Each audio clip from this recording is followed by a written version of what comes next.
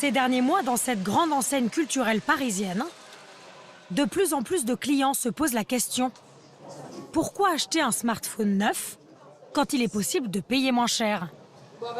C'est le cas de Cécile, 39 ans, qui ne veut plus de son vieux BlackBerry. Bonjour. Pourquoi je peux vous renseigner? Dites-moi tout. Écoutez, je voudrais avoir des renseignements concernant les iPhones. Et moi, je me pose aussi des questions sur les produits reconditionnés en particulier. D'accord, venez, je vais vous les présenter. Merci. Le reconditionné, c'est un smartphone d'occasion, mais entièrement rénové. Est-ce qu'on sait combien de temps il a été gardé? Là, on le sait. On peut vous donner un historique sur l'appareil, par exemple. On se base sur une utilisation qui a été d'1 an à peu près sur les produits.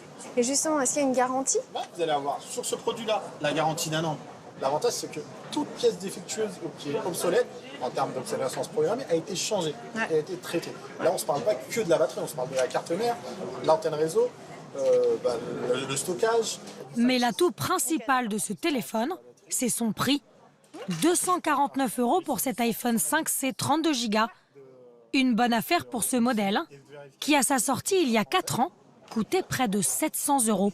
Si on a quelque chose qui à mon sens, est équilibré entre la qualité du produit et son prix, ça vaut le coup de le faire. De toute façon, je suis convaincue par tout ce qui est réutilisation de produits à titre personnel.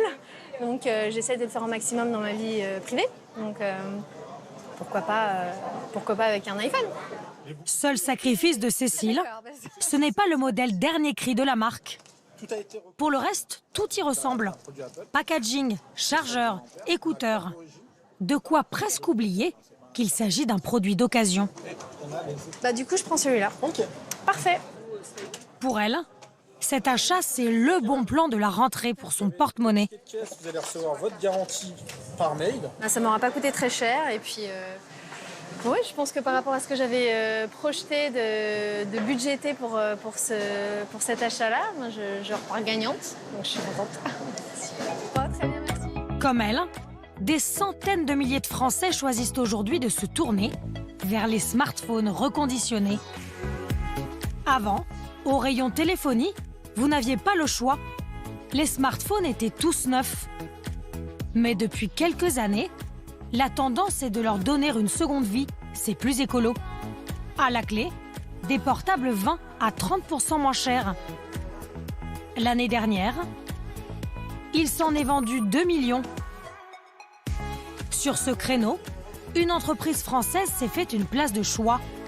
En quelques années, Remade est devenu le leader et représente déjà le quart du marché. Alors devons-nous céder au charme du reconditionnement? Comment nos vieux téléphones sont-ils transformés en objets flambant neufs?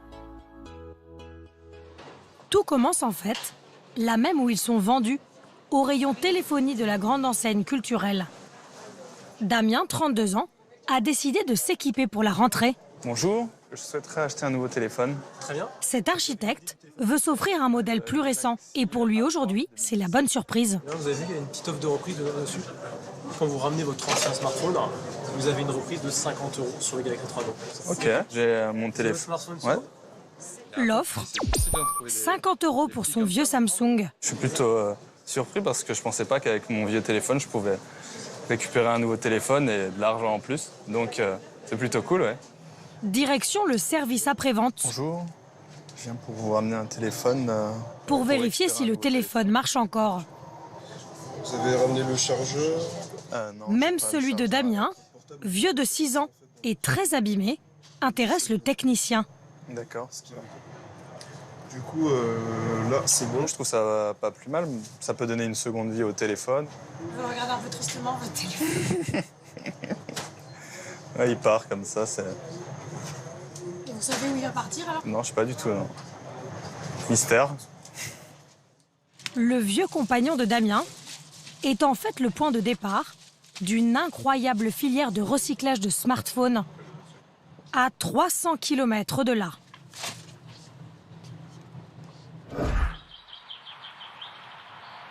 Dans la baie du Mont-Saint-Michel, Mathieu Millet, le patron de Remade, c'est un peu le Steve Jobs du reconditionné. Tous les matins, c'est au volant de sa Tesla électrique qu'il gagne le siège de son entreprise. Et c'est logique de se balader dans une voiture comme ça quand on a une boîte comme la vôtre? C'est une voiture électrique qui roule, donc non polluante. Et c'est comme ma boîte, elle est non polluante et elle roule. À seulement 38 ans, Mathieu Millet est à la tête d'une entreprise à 131 millions d'euros de chiffre d'affaires. Allô? 400 employés. Salut Mathieu. Mais le business du Normand n'a pas toujours été si florissant. Merci. Avant, il faisait de la réparation de téléviseurs et de produits hi-fi. Mais en 2013, il est au bord du dépôt de bilan et doit se séparer d'une partie de ses salariés. Lors d'une nuit d'insomnie, il gamberge et trouve la solution: reconditionner des smartphones. En une nuit, j'ai fait la synthèse que ce marché était mal adressé, que le consommateur achetait des produits dans des boîtes marron jetées avec des accessoires et pourtant on payait 300 €. Et ces 300 € c'est plus cher qu'un flacon de parfum qui lui est très très beau, très bien emballé, et où le consommateur est respecté. Et je me suis dit, on va travailler tout ça. Donc on a tout vidé ici, hein. On passait la rotolaveuse, c'était vide. Et tout le monde me regardait comme un cinglé en me disant, qu'est-ce qu'il fait, patron? Il a pété un plomb, il a viré tous les contrats. Et avec le recul, maintenant, je me dis, ouais, peut-être ça devait être violent pour eux. Depuis cette révélation nocturne, tout est allé très vite. Les effectifs ont été multipliés par 10 et les smartphones ont remplacé les télés. La matière première de l'entreprise se trouve dans cette petite pièce sécurisée, la caverne d'Alibaba de Mathieu Millet. Des milliers de smartphones abîmés. En fait, c'est des lots, on achète des produits complètement cassés, en fait, hein. Et tout notre métier consiste à savoir refaire la face avant, savoir refaire toute la face arrière. L'objectif, c'est de vendre du comme neuf. On est des reconstructeurs. Chaque jour, il arrive des centaines de ces téléphones par camion. Salut! Bonjour. Ça va? T'as plein de colis. Tous ces cartons viennent de la grande distribution ou d'opérateurs téléphoniques T'en as pas d'autres? qui ont racheté à des particuliers leurs smartphones, comme celui de Damien, l'architecte parisien. 10. 3, 4, 5, 6, 7, 8, 9, 10. Ça marche. Sans appareil à réparer, pas de téléphone reconditionné. Alors acheter de tels lots, c'est un enjeu quotidien pour l'entreprise. C'est Christian. Tiens, viens voir. Cette mission a été confiée à Christian Laferrère. C'est le lot opérateur dont je t'ai parlé. Aujourd'hui, il a reçu une proposition de l'opérateur Free qu'il veut faire valider par le patron. Il y a environ 8000 produits. Comme tu vois, tu as une majorité d'iPhone. Beaucoup de 6 et beaucoup de 5S. Ouais, il y a beaucoup de 6, oui. Et le 6, il va être repositionné en septembre. Donc il faut faire vraiment attention parce que le produit il va descendre de 50 €. Mais si on veut avoir les autres, il faut prendre ceux-là aussi. Hein. Je sais pas. Ouais. Tous les modèles ne sont pas intéressants, On a eu ça. mais l'entreprise va quand même faire une offre. Et elle est prête à mettre le prix. C'est un lot à peut-être 150 000 €. Je dis des bêtises. Non, 1 million. 1 500 000 €, Ouais. pardon. Pour 8000 téléphones? Ouais. 1 500 000 €. Ouais. Et vous pensez qu'il peut vous rapporter combien alors ce lot après? Non, il faut qu'on fasse à peu près 1 million de marge dessus, mais avec en engageant à peu près 700 000 € de coûts. En clair, ces 8000 téléphones achetés à prix d'or pourraient rapporter près de 300 000 € à l'entreprise normande. Une belle marge qu'elle justifie par un savoir-faire industriel très pointu, démonter tous les éléments des smartphones usagés pour en faire des comme neufs. C'est le principe du reconditionné, façon remade.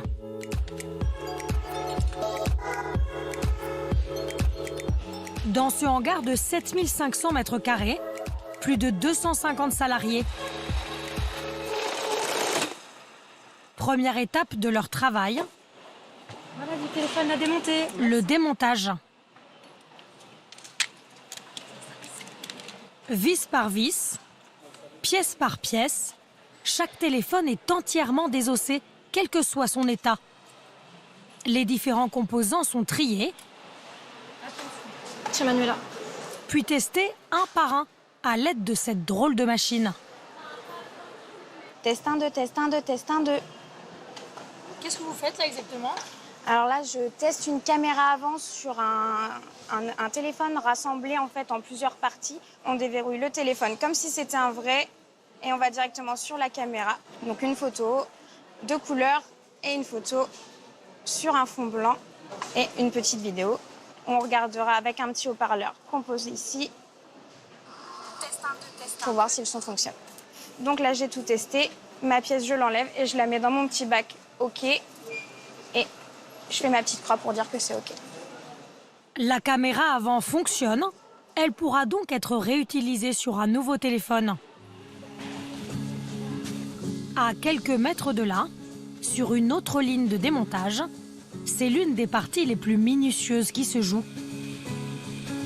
Laurence doit séparer l'écran tactile de la vitre de protection qui, elle, n'est jamais réutilisée pour des raisons d'hygiène. Je décolle l'écran de la partie qui va être retraitée. Donc en la mettant sur une plaque qui chauffe à 80 degrés, qui ramollit la colle. Donc l'écran est dissocié. Et voici ce qui va être retraité avec un petit restant de colle et une couche qu'on va retirer sur cet appareil-ci. C'est une étape assez délicate et précise, parce que si je m'arrête avec ma lame, je brûle la dalle. Donc on a enlevé le polariseur, c'est ce qui donne la lumière sur l'écran. Tous nos gestes, il faut les faire le plus minutieusement possible, parce qu'à chaque étape, on peut abîmer un morceau de l'écran, et ce qui fait que ça ne peut plus être traité après pour être monté sur un portable. Donc il faut être vraiment... Très précis, oui, c'est un peu un travail d'horloger en fait. À environ 10 € pièce, l'écran tactile est l'une des parties les plus chères d'un smartphone. Pour être rentable, il faut absolument le récupérer. Mais dans le reconditionnement, une autre pièce retient toute l'attention de Marc, le directeur de la production. Bonjour, comment ça va? Bonjour, ça va? Bon. On en est où sur le test des batteries de 5S? 40% à peu près aujourd'hui de bon. 40%? Bon, c'est pas mal. Finalement, c'est pas un si mauvais lot que ça. Une batterie d'iPhone 5S a une durée de vie d'environ 1000 cycles de charge et de décharge. Comme Remade garantit ses produits 1 an, l'entreprise les trie selon des critères très précis. Donc on va remonter une batterie dans un téléphone, on doit s'assurer qu'elle ait une longue durée de vie. Et donc on a des testeurs ici qui nous permettent de détecter et de mesurer le nombre de cycles de charge et de décharge qu'elle a déjà eu et de rejeter ou d'accepter une batterie pour la remonter dans un téléphone. Maximum autorisé, 500 cycles dans sa première vie. Celle-ci, qui affiche 713 cycles au compteur, ne pourra pas être réutilisée. Mais elle ne finira pas à la poubelle pour autant. Les métaux rares qu'elle contient vont être recyclés. Alors ici, c'est là qu'on stocke les batteries avant qu'elles repartent. Donc ça, c'est toutes des batteries qui sont qu'on ne peut pas récupérer et dont on va recycler le matériau.